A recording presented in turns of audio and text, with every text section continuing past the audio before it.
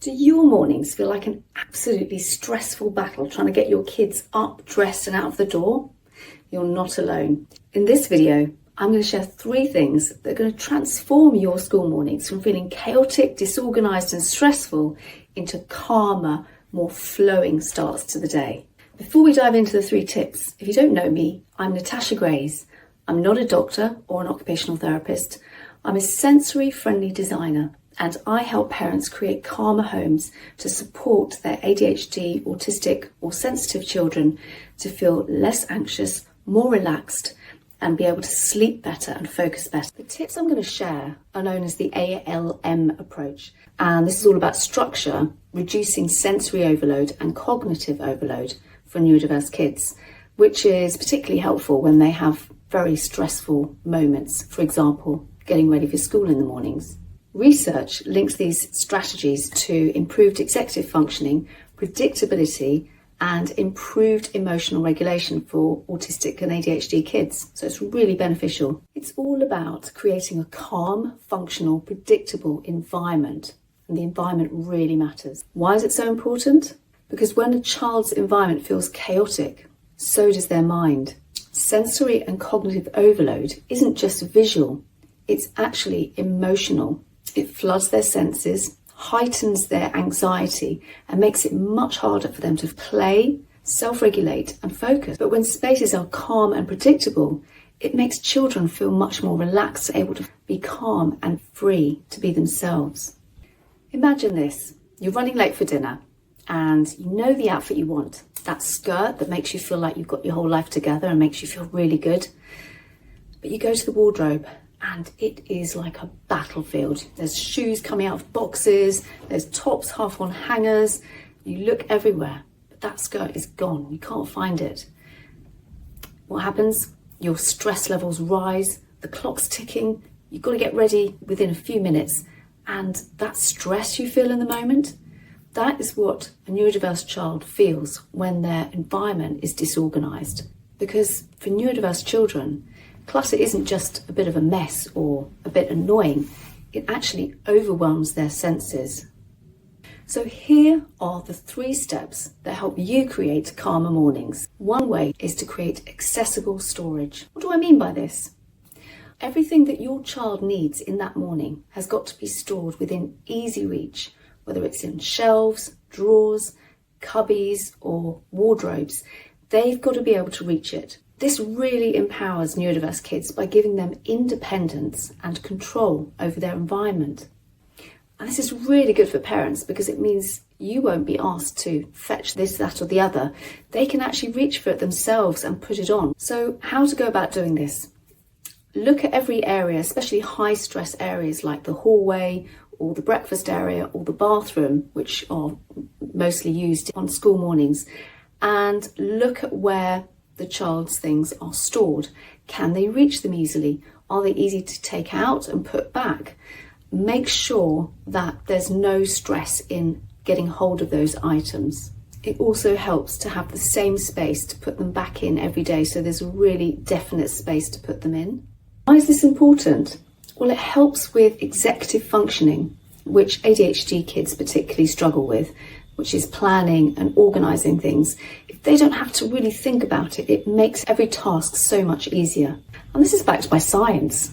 Studies show that kids that are given access to sensory elements like equipment or personal items builds independence, reduces overwhelm, and creates predictability, which neurodiverse kids absolutely love. What does this do? It takes the frustration out of the tasks they're trying to do, and it helps get you guys out of the door on time. What else helps to create calm mornings? Step number 2, clear labelling. What do I mean by this? It's about labelling any space that contains their items so they can find them easily and put them back after they've used them, safely and quickly. So how to go about this? In their bedroom, label where their clothes go so they can easily find socks, underwear, their school uniform, etc. In the hallway, I would label their personal space for their shoes, their coat peg, where their bag goes, so they know exactly where to find it and where to put it back after they've used it. In the kitchen, I would label all the cereal items, put them in clear glass jars so they can quickly and easily find what they need, take it out, put it back again. It's just making the journey for them so much easier with less friction. So why is labelling important? Having labelled storage helps with their executive functioning and planning. It helps them get ready by themselves without constant prompting or help from the parents. It also helps reduce anxiety from unpredictability, which is actually a really big trigger for meltdowns. So what are the benefits of labelling? Well, it makes it really easy for them to find their items at the beginning of the day and put them back when they finish using them. And this is scientifically proven. They've shown that autistic people, when they have visual aids, they find it much easier and quicker to do tasks. Using visual schedules can be super helpful too, and of course there's science behind it. It makes it easier for them to break down the task into easy steps and to complete it without friction. How else can you create calmer school mornings? Step number 3, minimise clutter in your home. I know, I can hear that silent groan. We're all guilty of it, right? What do I mean by this? I mean removing anything that's not needed or loved in your home anymore, particularly in high traffic areas like the hallway or the kitchen. How would I go about it? I would get 2 bin bags, and before you start doing anything, decide which charity shop you're going to take the items to if it's not going in the rubbish. So I would start small, just maybe do 10 minutes and start in a high traffic area like the hallway. If you have a hallway table, say, is this loved?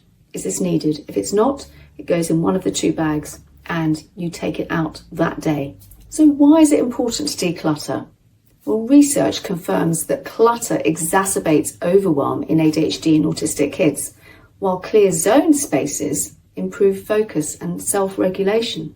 So what are the benefits of decluttering? It reduces stress, reduces distraction, and creates more calm and peace.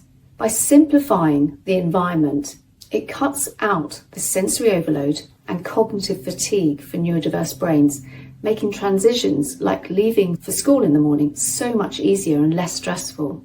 There's a quote I love from Marie Kondo, you know, the queen of decluttering. In her book, The Life-Changing Magic of Decluttering, she says, we should choose what we want to keep, not what we want to get rid of. That might help when you're doing your decluttering. So those are my 3 tips for helping to create calmer school mornings. I'd love to know in the comments which one helped you most to create calm in the morning. And if you like this video, please give it a like and a subscribe and share it with anyone you think might need it. Thanks for being here, and I'll see you soon.